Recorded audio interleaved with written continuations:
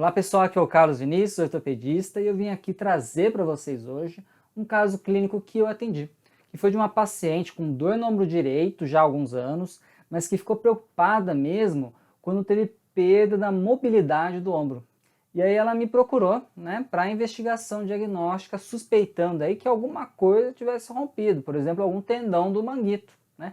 Mas no fim das contas, ela acabou se surpreendendo com o diagnóstico que foi feito, que na verdade era uma das indicações clássicas para tratamento por onda de choque. E aí eu te convido para assistir esse vídeo até o fim e imergir comigo no tratamento aí das ondas de choque, para a gente ver aí o que foi escolhido de fato de tratamento e o que aconteceu com essa paciente. Vem comigo então.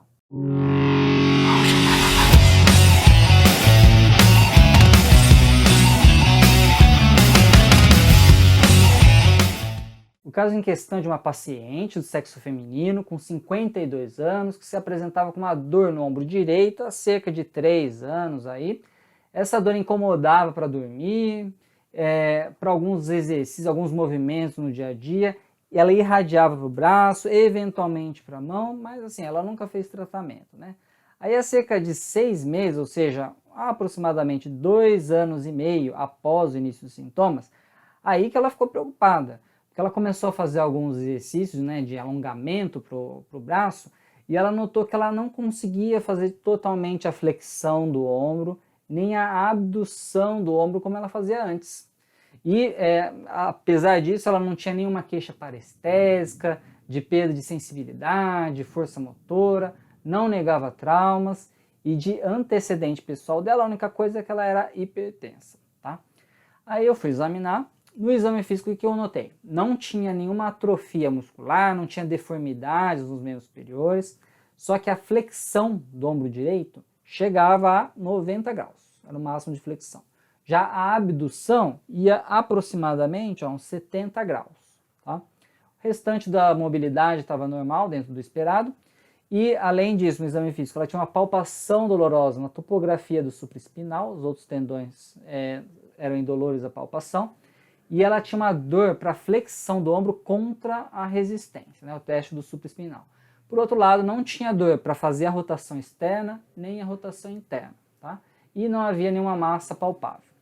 Aí no exame, com base nisso, pedi exames de imagem, né, radiografia e ressonância. Eu vou mostrar para vocês o que eu vi na radiografia, dá uma olhada. Essa é a radiografia da paciente, uma radiografia em AP do ombro direito, no húmero proximal. E aí a gente observa aqui, ó, olha só, uma calcificação próximo ao tubérculo maior do húmero proximal, que é compatível com tendinite calcária. E observando essa calcificação, ela é densa e as margens bem definidas. Com isso a gente classifica como Gartner tipo 1. Além disso, a gente observa que essa calcificação é focal, não é difusa pelo ombro. E isso modifica, inclusive, o prognóstico, né? A calcificação mais focal, ela é mais limitada, né, em tempo de duração da doença do que a difusa. Eventualmente, a calcificação também pode invadir o osso, né, do húmero proximal, provocando algumas erosões na cortical dele aqui, e isso significa que está havendo uma inflamação, uma reação inflamatória ainda maior. Né? De outros achados não tem nada digno de nota, então a gente vê já por essa radiografia que o diagnóstico da paciente é uma tendinite calcária do subespinal. Complementando com a ressonância, foi observado que não tinha ruptura do tendão, nem parcial, nem total, só tinha mesmo uma tendinite calcária do supraespinal, e aí a gente fechou o diagnóstico como tendinite calcária do supraespinal, na fase já crônica, indo para aguda, né, querendo agudizar, né, porque já estava com perda da mobilidade, talvez com aumento de dor, né, parecendo que ia formar ali um ombro congelado, tá? Mas assim, o lado bom é que a doença parecia mais localizada, o que dá um melhor prognóstico. Só lembrando aí da epidemiologia, né, a tendinite calcária ela é mais comum na faixa aí dos 30 e 50 anos, a paciente tinha 52 anos, mulheres são mais acometidas, né, 2 vezes mais que os homens, paciente do sexo feminino. O supraespinal é o mais comum, como no caso aqui em questão, e a calcificação se dá mais na tuberosidade maior do húmero proximal, né, que também é compatível aí com o caso. Cerca de 25% dos casos podem estar associados com a ruptura do tendão, por isso que eu gosto de pedir a ressonância para avaliar isso aí também. Mas assim, ela não tinha, né, felizmente, e normalmente quando tem a ruptura do tendão supra, ela é mais comum quando a calcificação é pequena, menos que meio centímetro, né? E no caso a calcificação era um pouquinho maior que isso, aí diminui o risco estatisticamente, né? E lembrando também que a tendinite calcária pode evoluir com o ombro congelado, então é importante você tratar o quanto antes para que o paciente não evolua aí com essa complicação, vamos dizer assim, né? Que o ombro congelado já tem um prognóstico pior, já diminui mais a mobilidade do paciente e aí prolonga ainda mais o tempo de tratamento. Lembrando que ela já estava evoluindo para isso, né? Então eu já iniciei o tratamento com ela, com fisioterapia, né, inicialmente, só que aí ela teve uma melhora pouco expressiva e no meio do tratamento ela rompeu o tendão calcâneo. Então ela teve que dar uma pausa no tratamento para operar o tendão, eu mesmo que operei. E aí, na reabilitação do tendão calcâneo, a dor aumentou ainda mais, porque ela tinha que usar a muleta, né? E a muleta acaba forçando um pouco mais o membro superior no ombro. E aí, eu falei para ela, ó, é melhor a gente já partir para um upgrade no tratamento aí, que aí seria o que? As ondas de choque. Na época que eu tratei ela, né, que eu atendi essa paciente há mais de 6 anos, ainda se acreditava que o tratamento das ondas de choque tinha que ser implementado só após esgotar todas as opções clássicas de tratamento conservador. Então por isso que eu dei uma segurada, porque eu já não acreditava muito nessa ideia, né? Então eu segurei um pouquinho para a paciente ver, né, vamos dizer assim, que já não ia ser muito rápida a evolução dela com o tratamento convencional. E aí, mas acabou acontecendo esse incidente dela ter rompido o tendão que atrasou ainda mais o tratamento, mas por outro lado acabou precipitando já a indicação das ondas de choque, né? E aí assim, a gente tem que lembrar que no início, quando as ondas de choque foram utilizadas para tratar a tendinite calcária, o pensamento era que as ondas iam destruir a calcificação, só que isso não é verdade. Elas não destroem a calcificação. Primeiro, que na maioria das vezes a calcificação ela é pastosa, né? Quem já operou ou já drenou a calcificação na tendinite calcária sabe que ela é pastosa o conteúdo, não é sólido. Então não teria como quebrar alguma coisa já que não é sólido. Segundo, que a energia dada para um equipamento de onda de choque, mesmo sendo equipamento focal, os equipamentos que existem hoje, eles não atingem uma energia suficiente para destruir pedra no rim, por exemplo. Para destruir os cálculos renais, tem que ser uma outra máquina que não a utilizada para a ortopedia, tá? Porque a energia que a gente usa é muito maior, tá? E, na verdade, a reabsorção da calcificação, ela ocorre por fagocitose dos mastócitos e células gigantes que estão ali na região e são ativadas, no caso, aí, pelas ondas de choque. Então, o objetivo do tratamento das ondas de choque que você vai indicar para o seu paciente é melhorar a dor, tá? Melhorar a dor e mobilidade, tá? E como é que ele faz isso? Elas diminuem a inflamação química produzida pela deposição de cálcio ali no local. Além disso, ela melhora a vascularização local e inibe os nervos, né, as fibras sensitivas de dor, os nociceptores. E ainda que as ondas de choque auxiliem no processo de reabsorção da calcificação do tendão, da tendinite calcária, não é sempre que isso acontece, tá? Apesar de acontecer, né, não é sempre que acontece, tá? E também tem mais um dado, quando é aquela classificação de Gartner tipo 1, ou seja, que a calcificação é densa, né, como no caso dessa paciente, densa e bem delimitada, a chance disso acontecer, mesmo com as ondas de choque, é menor. Tem até um estudo que demonstra assim, que no geral, considerando calcificação tipo 1 e tipo 2 de Gartner, né, o tipo 1, como eu falei, é bem denso e com as margens bem delimitadas, e tipo 2, ele ainda é denso, mas a margem não é tão delimitada.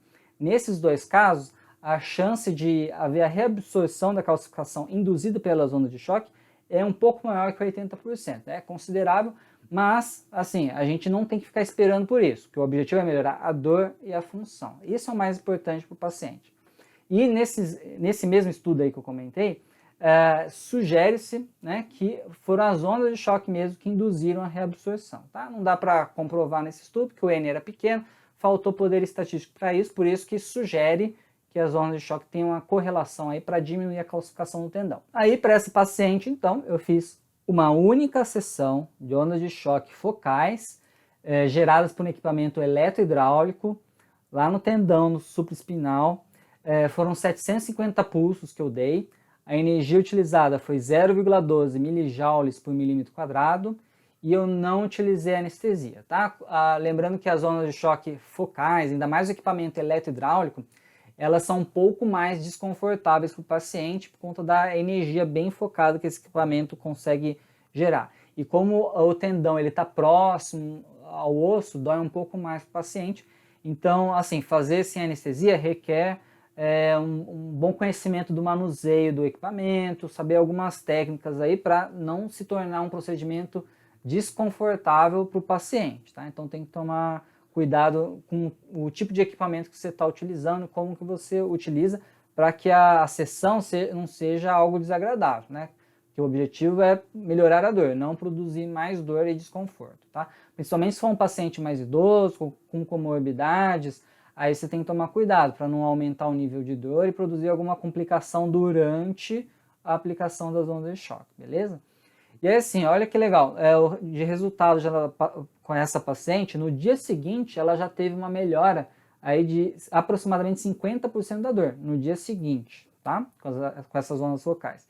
Aí após um mês, ela ficou zerada da dor e melhorou 90% da mobilidade. Lembra que ela estava com 90 graus de flexão do ombro e 70 graus de abdução. Então ela conseguiu melhorar 90%, que é em relação ao arco de movimento anterior que ela tinha, comparando com o contralateral, ou seja, com o lado esquerdo. E após 3 meses, aí sim ela teve uma melhora de 100% da mobilidade e se manteve sem dor. E aí no acompanhamento, após 5 anos, né, entrando em contato com ela para ver como é que ela se manteve ainda sem dor e com a mobilidade mantida. Então não teve recorrência. O que é importante ficar aí de lição para esse caso, né? Que ele foi um caso que evoluiu muito bem, né? Que foi dentro da média da literatura, né? Que tem uma porcentagem elevada de bons resultados. E assim, o que surpreende mais nesse caso é que uma única sessão foi capaz de resolver um problema que já estava há pelo menos 3 anos. E já estava indo para uma fase mais agudizada, querendo dar algum ombro congelado, e não teve recorrência, né? Uma sessão só, não teve recorrência dentro de aí 5 anos, uma conversa que eu tive com ela, do segmento, né? O follow-up. Né? E associado a isso não teve efeitos colaterais, né? Que poderia ser, por exemplo, a dor após aplicação, hematoma, equimose local, ou até mesmo a conversão da doença, né, que estava na fase crônica para uma fase aguda, né, tendo uma agudização da doença, aí a dor aumenta muito. Isso às vezes pode acontecer, tá bom? Ainda mais com a energia mais elevada de uma onda de choque focalizada como a produzida pelo eletrohidráulico. E acrescentando esse resultado muito bom e até surpreendente com essa onda de choque focal para este caso, a gente tem como vantagem aí que ela não teve necessidade de fazer outros procedimentos, mesmo pouco invasivos, como infiltração de corticoide, ou até a barbotagem, que é a lavagem, né, com soro fisiológico, anestésico e aspiração do conteúdo calcificado, aquele conteúdo pastoso, você vê saindo na seringa, e muito menos a cirurgia, né, que seria a última medida aí quando existe a falha de todo o tratamento conservador, né? Quando você tentar tudo, né, fisioterapia, onda de choque, a barbotagem, infiltração de corticoide, nada disso resolve, aí vai para a cirurgia, mas no caso não houve a necessidade, inclusive quando compara aí com os estudos, as ondas de choque elas são bem equiparadas com o tratamento cirúrgico em termos de resultado. Só que aí eu preciso alertar a vocês que este caso foi um caso que evoluiu muito bem. Claro que existem outros casos que evoluem muito bem, assim como esse, né, que respondem só com uma sessão. Mas nem todos os casos são assim, né? Às vezes o paciente já chega para você com o ombro congelado, né? Às vezes ele tem outros tendões acometidos, né? O infra, o redondo, o subescapular, às vezes até outros que não são do manguito, né, o cabo longo do bíceps, tá? E às vezes o tendão do paciente pode estar mais degenerado e aí tudo isso compromete o resultado final. E você precisa estar atento a isso, né? Ter cuidado com o diagnóstico, que às vezes você chega lá, olha lá a calcificação e fica só focado naquilo, acha que é só aquilo e não trata direito e acaba tendo um resultado subótimo. Outra coisa é atentar para a técnica de aplicação das ondas de choque, né? Às vezes você negligencia, né? Acha que o caso é fácil, simples, não toma os cuidados com a técnica e acaba não tendo bom resultado. Ou mesmo é um caso já mais difícil e se você souber técnicas para otimizar o seu resultado, vai te ajudar a ter um resultado melhor, mais rápido, com mais eficiência, tem mais de 70% de eficácia no seu tratamento, por exemplo. E pensando nisso tudo, nessas dificuldades que podem acontecer e também no processo natural de evolução do paciente após o tratamento com as ondas de choque, é importante sempre orientar bem o seu paciente como é que funciona o tratamento. Né? É só chegar e falar, ó, tem aqui as ondas de choque e você precisa fazer. Né? Vamos fazer? Não é só isso, né? É importante orientar bem o paciente, porque senão ele desiste. Né? Imagina, às vezes ele acha que o tratamento vai prover um resultado imediato, só que não é bem assim. Né? E veja, trazendo aí para esse caso, que a queixa da paciente, da minha paciente, era a mobilidade, não a dor.